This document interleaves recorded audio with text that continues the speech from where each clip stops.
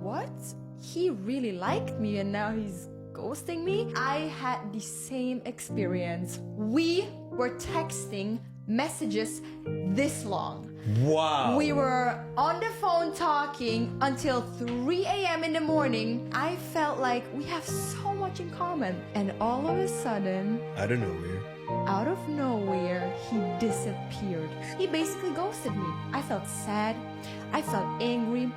I was confused. I was like, wait, what did I do? Like, what's happening? I totally understand that feeling of being ghosted. Man walks away from you or ghosts you with no explanation, or they may have other options and things like that. What you don't want to do as a woman is question it. You don't care. You're unbothered, okay? If you are not unbothered when you're ghosted, then you're doing this all wrong. The point of being ghosted is to be unbothered. Because a lot of times when a man ghosts a woman, sometimes, not all the time, it's to get the woman to chase. And you're not that type of woman, so you're not going to chase. Another reason is either they can't afford you, or they found somebody else, or they went back to whoever they were with in the first place. So you don't want to care why. If they wanted you, they would be there. Okay?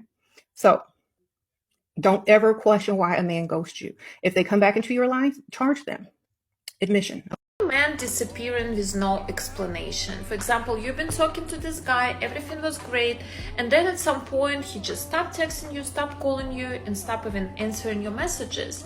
And you're sitting there and thinking, what's going on? So today I'll tell you a few reasons of this behavior. First reason, men don't like drama. He doesn't want you to be crying, asking him to stay. He doesn't want to hurt you. He doesn't want any drama. That's why he's just leaving with no explanations, because no explanation, no drama. That's what's going on in his head. Second thing, he did not take you seriously and he thought we was just talking, it didn't lead to anything. Why I have to explain that I ended things that wasn't anything for me. The third reason, he does not want to cut things off officially because he's still keeping you as an option. For example, his focus changed to other women, or like, I don't know, to other things in his life, but most likely that's other women. And he does not want to cut things off with you because he's still thinking, what if nothing gonna work with this one? Maybe I'll come back to previous one. You just an option for him and he's keeping this gate open. But girls, whatever reason it is, I do recommend you do not take this guy seriously ever again, because he already showed you how he's gonna treat you if like another woman appeared in his life. He showed you that he is not a trustful person. We do not keep this kind of people in our lives. If a guy ignores you, ghosts you, or doesn't treat you right, don't block him.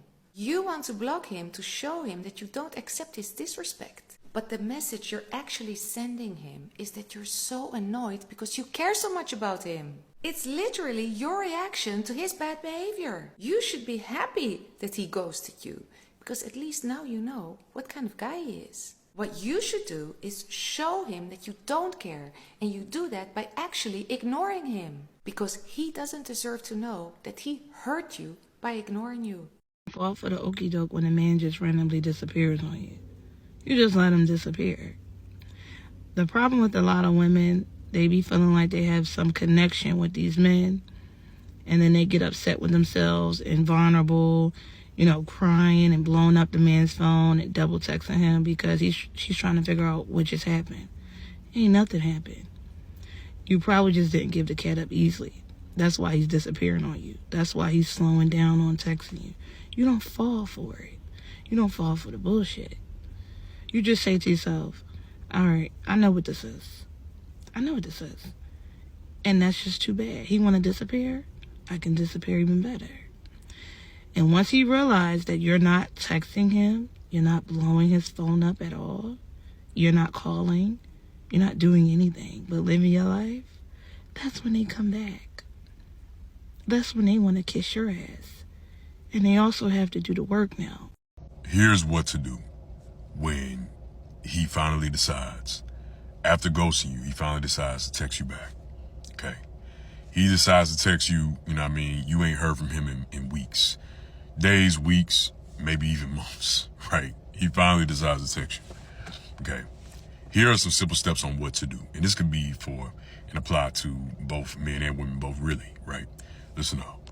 Number one, understand that you really ain't got to say nothing at all. Person that texts you back after ghosting you for days, weeks, months even, you don't have to say anything at all. That person made their decision. He made his decision to ghost you and not keep in contact with you and not stay in consistent communication with you for whatever reason, whether he chose to talk to somebody else, whether he, whatever reason it is, he chose it, and you're not going to be mad about it.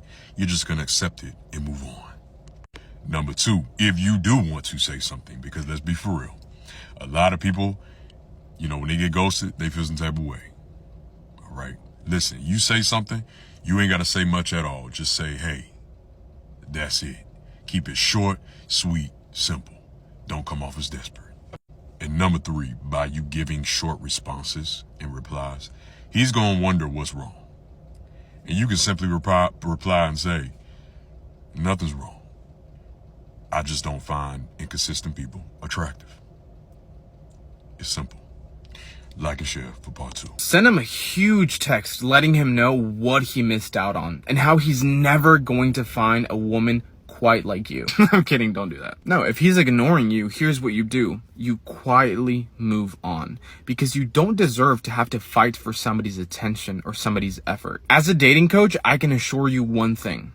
The right person won't have a doubt about you from day one. I really don't care what his excuse was. I don't care how busy he was. I don't care how depressed he was. If someone ghosts you, they don't like you very much. And that isn't something your ideal partner would do, even if they had the best excuse in the world. Don't talk to that man again, ever. How to handle ghosting like a pro. Ghosting? Yeah, it stings, but here's the truth.